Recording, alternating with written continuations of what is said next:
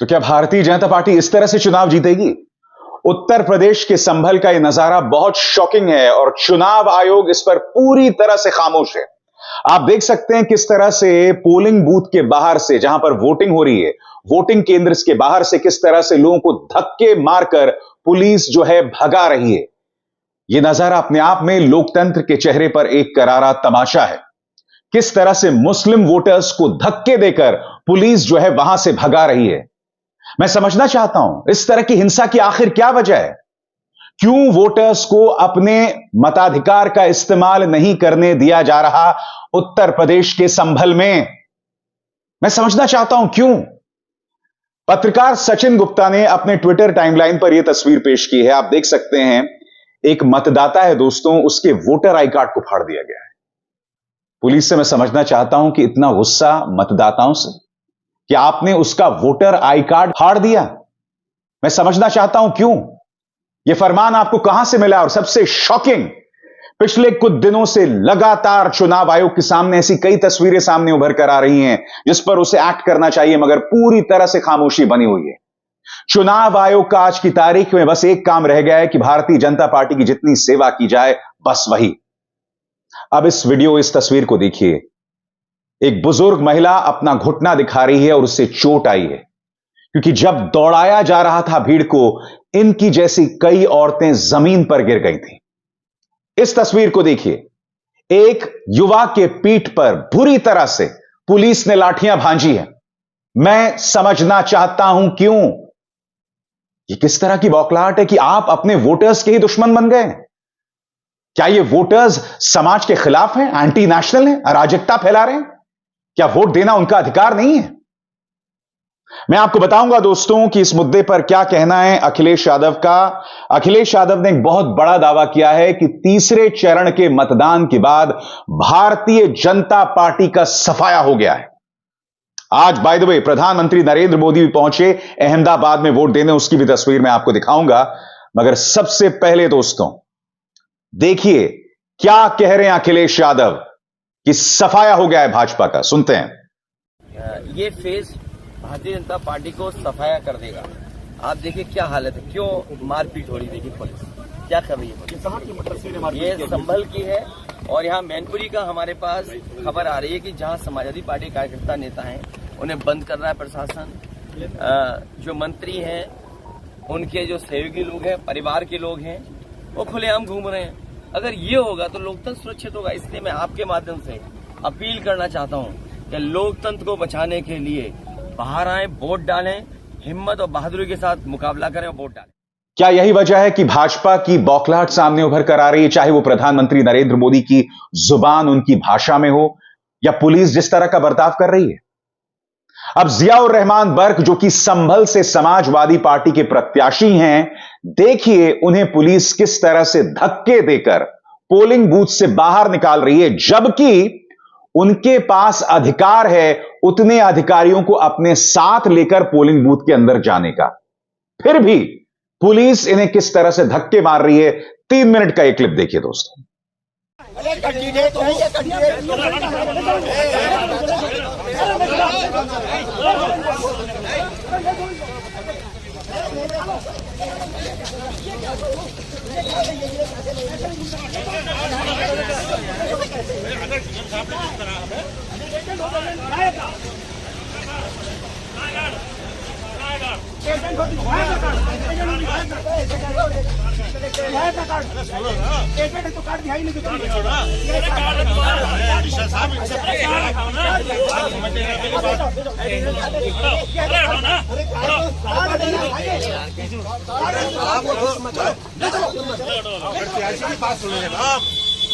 सवाल है आप कैसे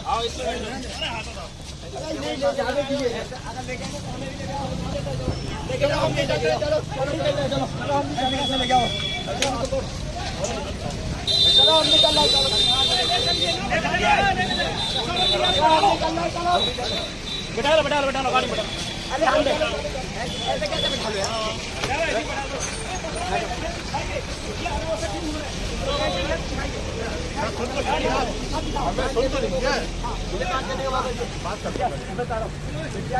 दो आदमी रह सकते हैं नहीं, आप बताओ। आप सुन तो लो, पहले तरीका तो समझिए।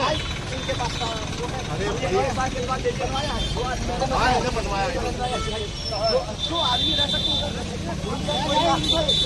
हैं, आपसे पूछिए। अभी आपसे मुझे रह सकते हैं नहीं रह सकते, आप पूछवाता हूँ। आप पूछो पहले। और इन्होंने अभी मैं बुधवार हूँ दिया नहीं दिया, अभी बता रहा हूँ अभी। अच्छा आपने मेरे है, आप ये बताइए इनके खिलाफ तो आप कार्रवाई ना वो झंडे लगाए वो वहाँ पर खेल पे उन्हीं पर कार्रवाई करो ना, पूछो पहले। ऐसे जब कहा गया तो आदमी रहेंगे कैंडिडेट साहब, तो जिम्मेदारी कराएंगे। अरे अनुमति के साथ आएंगे, पोलिंग स्टेशन पे देखिए वहाँ क्या हो रहा है, वहाँ क्या हो रहा है। देख लो भाई मीडिया के लोगों, यहाँ पे पूरी तरह से धांधली हो रही है। और ये चौधरी शरारत है, ये सुशील कुमार और ये सब जो है ये यहाँ पर धांधली कर रहे हैं, वोटों को रोक रहे हैं, वोटों को मार रहे हैं, पीट रहे हैं। और ये इलेक्शन कमीशन से हमारी गुजारिश है कि इनके खिलाफ फौरन एक्शन लिया जाए। जो यहाँ पर चौधरी सराय है, हमारे लोगों का बस्ता घरों के अंदर से छीन करके ले गए और लोगों को मार पीट करके धमकी दी है कि अगर यहाँ से अगर दोबारा बैठे तो इतने मुकदमे ठोकूंगा कि जिंदगी भर जेल से नहीं निकल पाओगे। अब ये बताइए, और आपसे मैं एक बात पूछना चाह रहा हूँ, मैं कैंडिडेट हूँ, गाड़ी के अंदर 4 लोगों को परमिशन है, एक ड्राइवर, एक मुझे और 2 लोगों को और। अब मैं समझना चाहता हूं कि समाजवादी पार्टी की जो प्रत्याशी हैं संभल से, उन्हें और उनके पिता को इस तरह से बेइज्जत क्यों किया जा रहा है। कुछ देर पहले आपने संभल में वो नजारा देखा जिसमें वोटर्स को दौड़ाया जा रहा था, औरतों को चोटें लग गई। एक वीडियो मैंने देखा था जहां एक बुजुर्ग जो है वो जमीन पर पड़ा हुआ था। ये हो क्या रहा है? प्रशासन अपने ही वोटर्स का दुश्मन आखिर कैसे बन सकती है? और सबसे बड़ी बात, 2 दिन से मैं देख रहा हूं अखिलेश यादव को इतनी गंदी गंदी गालियां, उनकी पत्नी को गंदी गंदी गालियां। इसीलिए अखिलेश कह रहे हैं कि उनकी बौखलाहट है कि अब ये लोग मुझे गालियां दे रहे हैं। सुनिए। आप सोचिए, उनके नेता गाली गलौज कर रहे थे। मैं नहीं कह सकता, इधर पूरे देश के चैनल हैं। आपको तो ये सवाल पूछना चाहिए था कि गाली गलौज करने वालों के खिलाफ कार्रवाई क्यों नहीं हो रही। बताओ, गाली गलौज के जो गाली गलौज कर रहे हैं उनके खिलाफ कार्रवाई नहीं हो रही। बताओ कैसा लोकतंत्र आ गया। इसीलिए मैंने कहा, और सब लोग कह रहे हैं, मैं अपनी जनता से भी कहता हूं आपके माध्यम से, बीजेपी की सरकार आएगी तो ये लोकतंत्र और ये संविधान बाबा साहब भीमराव अम्बेडकर ये दिया हुआ खत्म हो जाएगा। यही तो लक्षण है। आपकी कौन सुनने वाला है? कोई सुनने वाला नहीं। ये संविधान खत्म कर देंगे। ये संविधान बचाने का चुनाव है। बीजेपी जाएगी तो संविधान बचेगा, बीजेपी जाएगी तो हमारा लोकतंत्र बचेगा, बीजेपी जाएगी तो नौकरी मिलेगी, बीजेपी जाएगी तो खुशियों के दिन आएंगे, बीजेपी जाएगी तो महंगाई कम होगी। महाराणा प्रताप मूर्ति के सामने जब अखिलेश यादव सिर झुकाते हैं, तब वहां पर भाजपा के कार्यकर्ता पहुंच जाते हैं और मां की गालियां देते हैं। उसके बाद हमने कन्नौज के मंदिर का नजारा देखा जब अखिलेश यादव वहां पहुंचे। उसके बाद भाजपा के कार्यकर्ता पहुंच गए गंगा जल से उसके शुद्धिकरण के लिए। यह हो क्या रहा है, मैं समझना चाहता हूं। यह भारतीय जनता पार्टी की कैसी सोच है? और प्रधानमंत्री नरेंद्र मोदी बुरी तरह से बौखलाए हैं, बुरी तरह से घबराए हैं। अब उन्हें पाकिस्तान का सहारा है, उसकी चर्चा कुछ देर बाद। मगर बौखलाहट और घबराहट यहां पर फिर से आती है। उनके भाषण में उन्होंने क्या कहा है और खुद वो अपने इस भाषण के जरिए किस तरह से एक्सपोज हो रहे हैं, उसकी मैं चर्चा करूंगा। प्रधानमंत्री का बयान आपके स्क्रीन पर। कांग्रेस के लोग एक नई अफवाह उड़ा रहे हैं कि मोदी को 400 सीटें मिल गई तो वो संविधान बदल देगा। ऐसा लगता है जैसे कांग्रेस वालों की बुद्धि पर वोट बैंक का ताला पड़ गया है। अरे इनको पता होना चाहिए कि 2014 से 2019 और 2019 से 2024 मोदी के पास एनडीए और एनडीए प्लस के रूप में 400 सीटों का समर्थन तो था ही। प्रधानमंत्री, मैं आपसे समझना चाहता हूं, जब आप यह कहते हैं कि कांग्रेस झूठ बोल रही है संविधान को बदलने को लेकर, तो ये जो मोहतरमा है आपकी डिप्टी चीफ मिनिस्टर हैं दिया कुमारी, क्या कह रही हैं कि देश का उत्थान करने के लिए कानून बदलने पड़ेंगे, संविधान बदलना पड़ेगा। और यह पहली नहीं है। अनंत कुमार हेगड़े, गोविल, आपके जो तमाम प्रत्याशी हैं जो चुनाव लड़ रहे हैं, वो लगातार संविधान को बदलने की बात कर रहे हैं। मैं मोदी जी से पूछना चाहता हूं, मोदी जी, अब भी आप यह दावा कर सकते हैं कि कांग्रेस झूठ बोल रही है? और सबसे बड़ी बात, ये जो तमाम नेता संविधान बदलने की बात कर रहे हैं, आपने उन पर क्या कार्रवाई की, बताइए। चलिए कुछ देर के लिए मैं मान लूं ये भाजपा की सोच नहीं है, ये भाजपा की राय नहीं है, ये तमाम लोग अपनी व्यक्तिगत राय दे रहे हैं, मगर आपने क्या एक्शन लिया, बताइए। आपने क्या कार्रवाई की?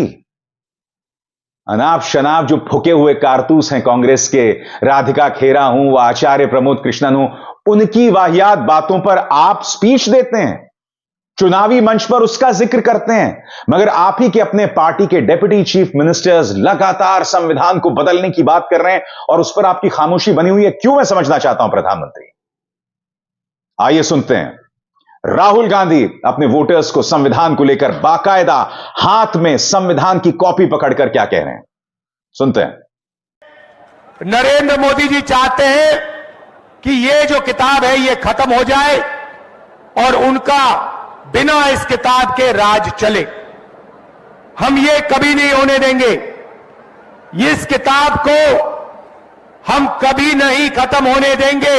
इस किताब के लिए हम जान देने को तैयार हैं। सारे के सारे आदिवासी में चंपा सोरेन जी, हेमंत सोरेन जी, कल्पना सोरेन जी, सारे के सारे इस किताब की रक्षा के लिए जान देने को तैयार है।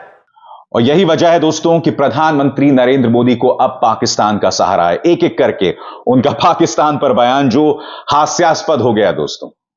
कांग्रेस को पाकिस्तानी से इतनी मोहब्बत और हमारी सेनाओं से इतनी नफरत क्यों?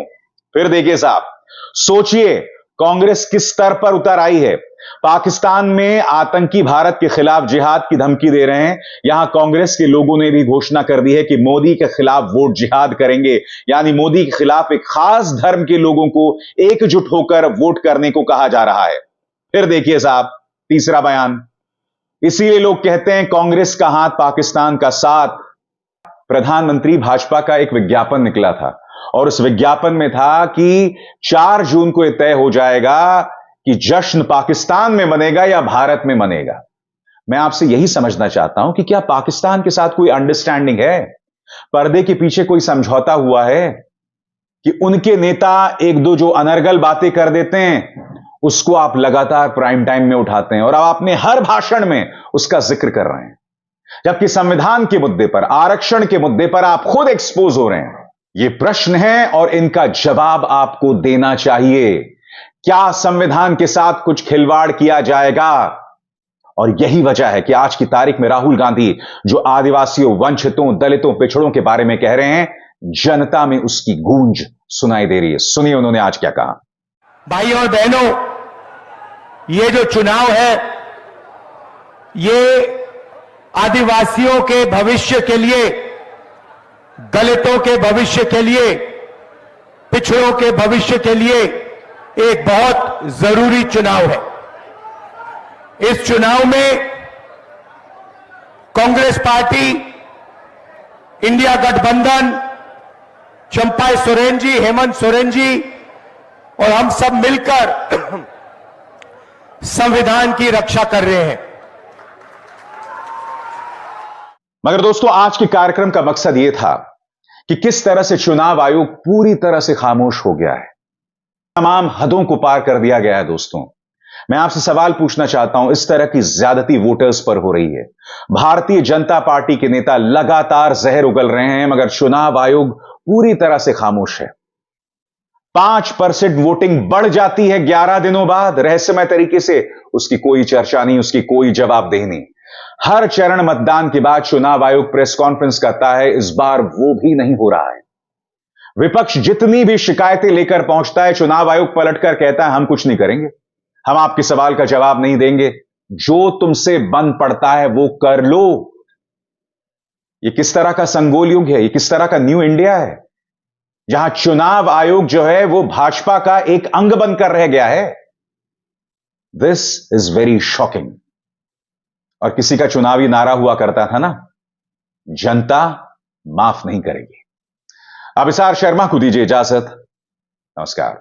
स्वतंत्र और आजाद पत्रकारिता का समर्थन कीजिए, सच में मेरा साथी बनिए। बहुत आसान है दोस्तों, इस ज्वाइन बटन को दबाइए और आपके सामने आएंगे ये 3 विकल्प, इनमें से एक चुनिए और सच के इस सफर में मेरा साथी बनिए।